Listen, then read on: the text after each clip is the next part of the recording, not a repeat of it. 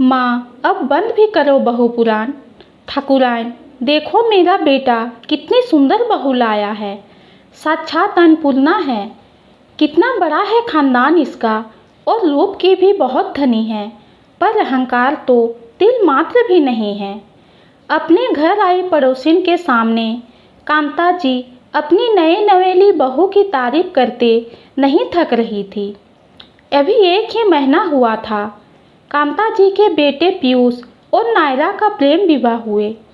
कांता जी अपनी बहू की तारीफ तो दिल खोल कर करती थी, लेकिन असलियत में उनको वह फूटी आंख भी नहीं भाती थी, क्योंकि पीयूष ने उनकी मर्जी के खिलाफ जाकर नायरा से विवाह किया था।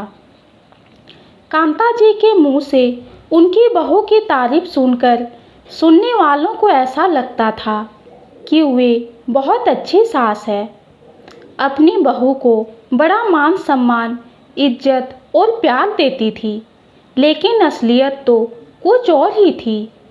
कांता जी हमेशा नायरा को ताना कसती रहती और कहती, मेरे राजकुमार जैसे बेटे ने तुझसे शादी कर ली, पता नहीं क्या दिखा तुझ में, मेरी पसंद को भी उसने मना कर दिया। नायरा को कुछ भी काम अपने मन से करने नहीं देती थी उसकी सास, हर काम में नुक्स निकाल देती थी। पकाने के लिए नपा तुला सामान निकाल कर देती थी, जिसकी वजह से कभी कभी नायरा के लिए खाना कम पड़ जाता था। नायरा ने फिर भी कभी शिकायत नहीं की। पीयूष अक्सर काम के सिलसिले में बाहर ही रहता था, जिससे नायरा ने उसे परेशान करना उचित नहीं समझा।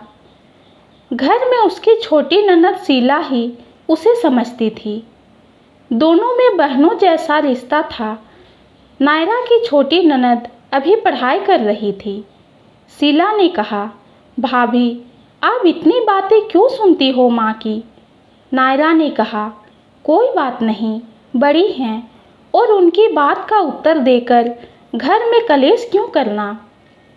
एक दिन कॉलेज से खिलखिलाती हुई शीला आई और अपनी भाभी से कहने लगी, यू आर सो स्वीट भाभी, आपकी वजह से मेरे दोस्त मुझे कितना भाव देने लगे हैं। जब से आप आई हैं, मेरा तो मेरे दोस्तों के बीच स्टेटस ही चेंज हो गया है। आप इतनी अच्छी हो, पता नहीं माँ को कब आपकी कदर होगी। यह सब छोड़ो, बताओ कॉलेज में क्या क्या हुआ? नायरा ने बात बदलते हुए कहा, भाभी आप अपनी परेशानी हल नहीं करना चाहती तो कोई बात नहीं, लेकिन मैं ससुराल जाने से पहले आपकी परेशानी हल करके ही इस घर से विदा लूँगी। शीला ऐसा कहकर अपनी भाभी के गले लग जाती है। पीयूष की शादी में कांता जी के चाचा चाची जी नहीं आए थे, इसलिए वे नई बहू से मिलने आने वाले थे। कांता जी ने उनके आने से पहले नायरा को ढेर सारी नसीहत देना शुरू कर दी। देख, मेरे चाचा चाची जी आने वाले हैं, उनकी खातिरदारी में कोई कमी नहीं रहनी चाहिए। अच्छे से तैयार होकर रहना और शिकायत का कोई मौका मत देना। नायरा ने हाँ में सर हिला दिया और अपने काम खत्म करने लग गई। अगले दिन कांता जी के चाचा चाची जी भी आ गए। नायरा ने पैर छूकर प्रणाम किया और उन्हें चाय नाश्ता कराया। सुबह से बेचारी नायरा काम में लगी थी, जिसकी वजह से ठीक से नाश्ता भी नहीं खा पाई थी। उपहार लाने चाचा और चाची जी बाजार चले गए। इसी बीच शीला ने बीच में शरबत बनाकर नायरा को पिलाया। इसी बात पर कांता जी ने नायरा और शीला को खरी खोटी सुनाई दी। शीला ने निश्चय किया कि आज वह माँ की आंखें खोलकर रहेंगी। रात का खाना बहुत अच्छा बना था, इसलिए सभी ने कुछ ज़्यादा ही खा लिया। जब नायरा मीठा लेकर गई तो सभी ने कहा कि कुछ देर बाद खाएंगे। चाची जी ने कहा, बहू नायरा, तुम भी जाकर खा लो, फिर थोड़ी देर बाद हम सब मिलकर साथ में मीठा खाएंगे। सब बैठकर बातें कर रहे थे, तभी कांता जी का बहु बखान पुराण शुरू हो गया। चाची जी, मैं तो बड़ी भाग्यशाली हूँ जो मुझे साक्षात अन्नपूर्णा मिली है। ऐसी बहू तो किस्मत वालों को मिलती है। इतना बड़ा खानदान, रंग रूप और अहंकार तनिक भी नहीं।